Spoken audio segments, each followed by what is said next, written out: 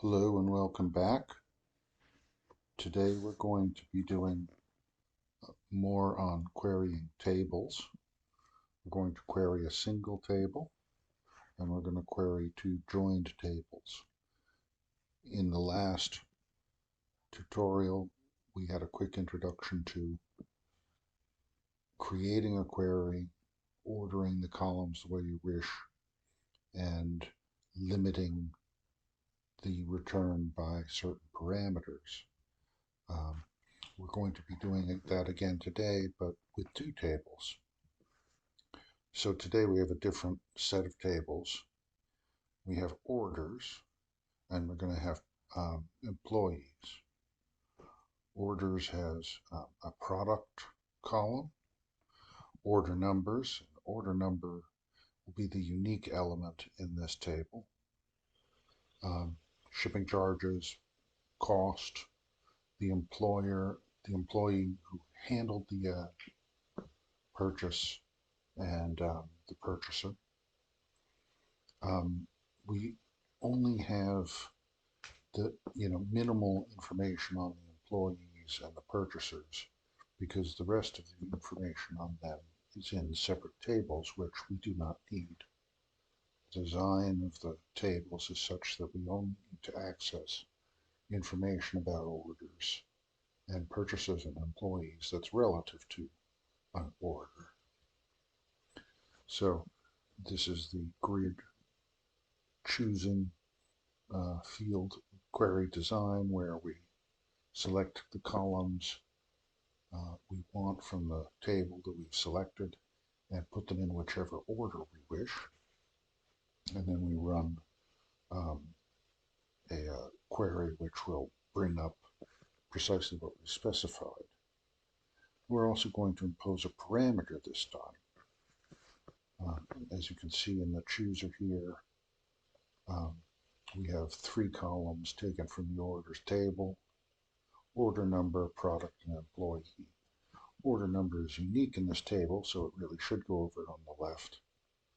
It's a logical way to organize the table, but we could organize it any way we wish, putting any column first. This is a closer look at the grid in the query design field. Again, we've picked the first three columns. The fourth column is shipping charge. We've added under the criteria section a greater than 3, which means we're only going to select orders where the shipping charge is greater than $3. And that will eliminate rows that have a charge of under $3. Here you see the original table, and here you see the query result, where all the rows where the shipping charge is under $4 have been eliminated. So let's do a quick demonstration of this. Go to orders. There's our table. We go to create query design. This brings up the table we want. The table we want is orders. So over to the right is the chooser. We add selected table orders. And these are all the columns in the orders table. So let's select, I think we're going to select, since we're only doing one table here, we select, we select the orders table, order number, orders table, product name or product, orders table,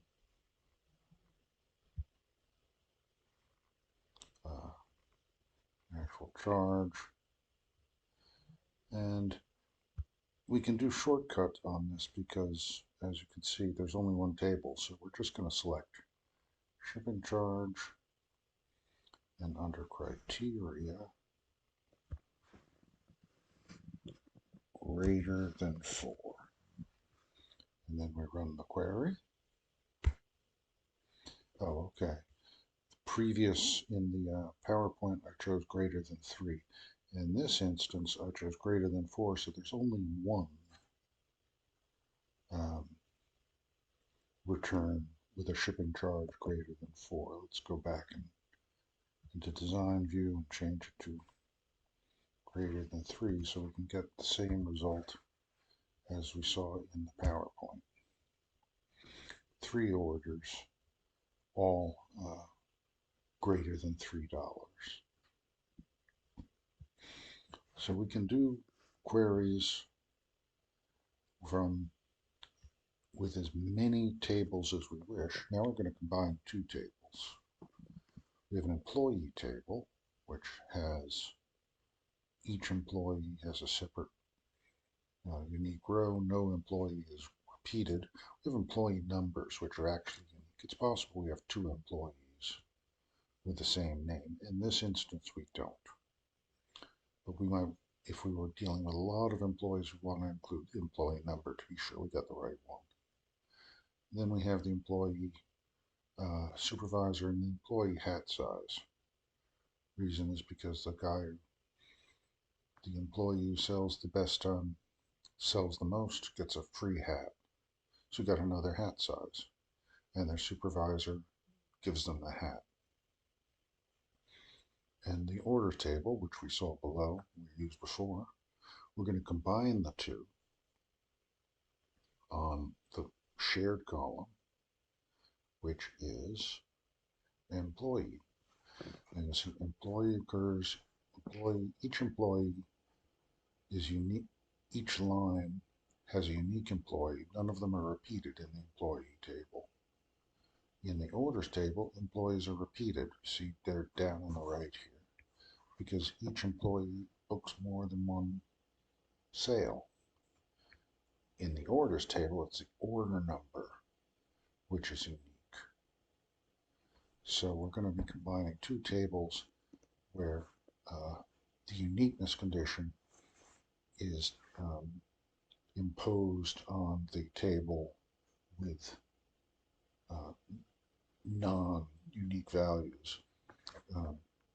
Well, you'll see in the design how we reconcile this contradiction.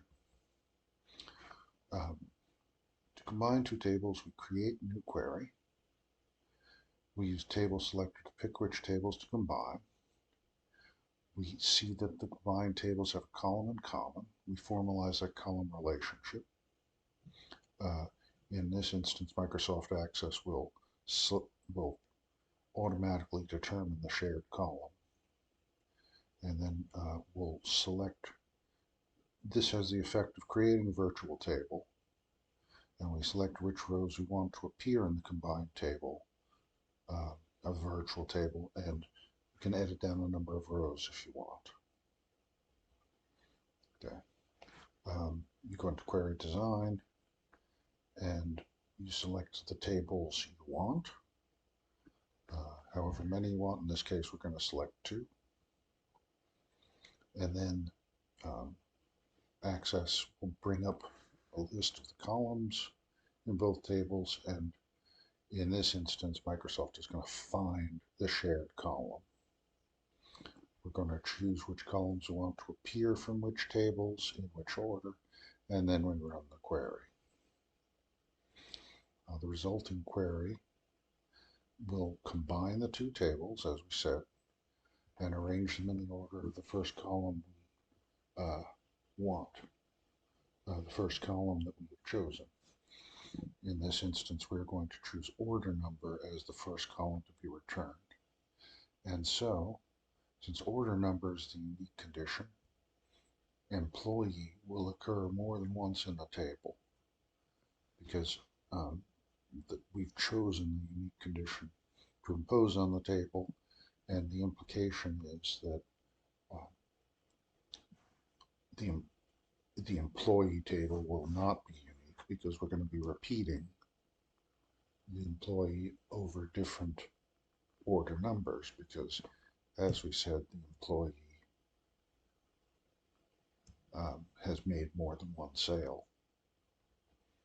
And then we're going to also experiment with descending and ascending orders.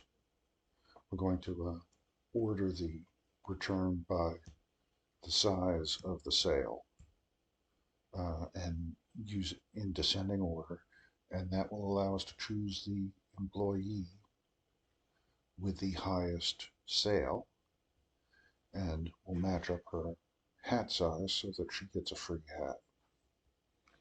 So let's do this.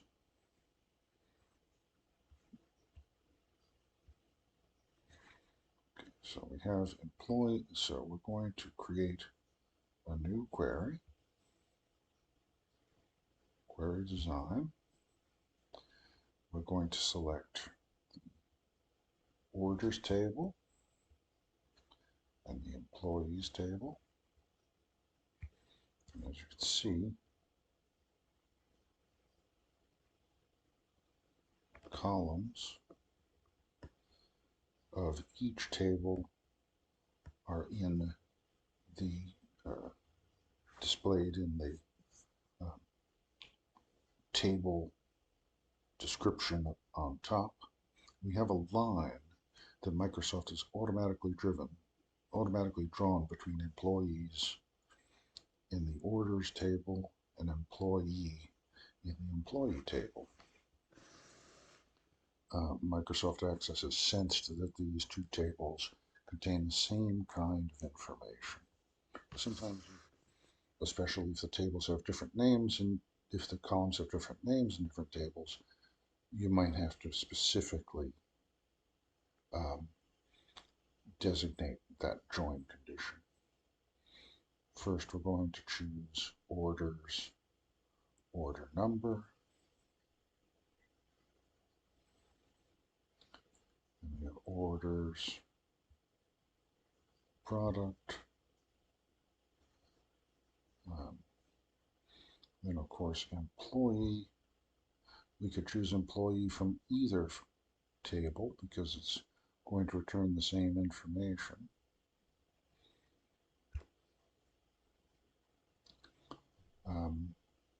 Then we're going to choose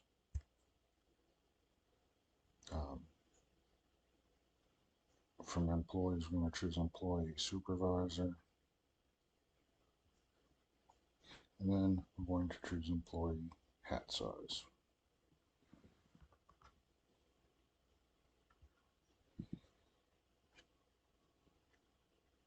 I'll run the query.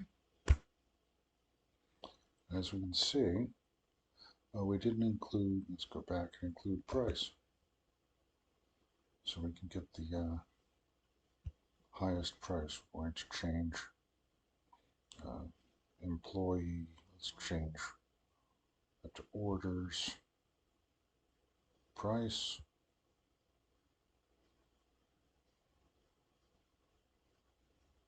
actual charge, employees, employee, and then employee hat size. And we're going to order orders descending so that the employee with the highest sale appears top of the list. Tammy Hall had the biggest sale at $44.77, so we have to purchase an employee, we have to purchase her a hat of size 8.9. Now we did not aggregate and add up the total sales for all the employees. We haven't figured out how to do that yet. We could do that, and in that case, the top selling employee by total would get the prize. But in this instance, we're just choosing the highest single sale. Let's go back to query design for a minute. And you can see we joined the two tables on employee. We could have, in fact, joined the table on employees as sourced from the orders table. Wouldn't have made a difference because the entire structure of the table is going to be dominant. The entire structure of the returned query is going to be dominated and controlled by the fact that the order number is the unique condition which structures the entire table.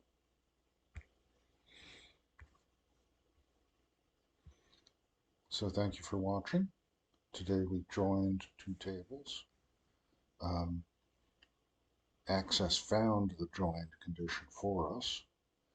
Then we reordered the columns so that we could order the information in the way we wished. And we added a selecting we found a join condition when we joined two tables.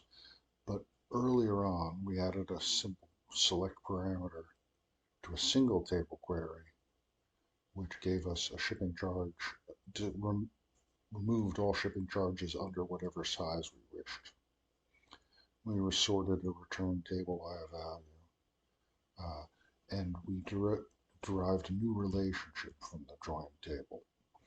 Next time, we'll be doing more on joins. There are different types of joins that you're going to have to learn the definitions of.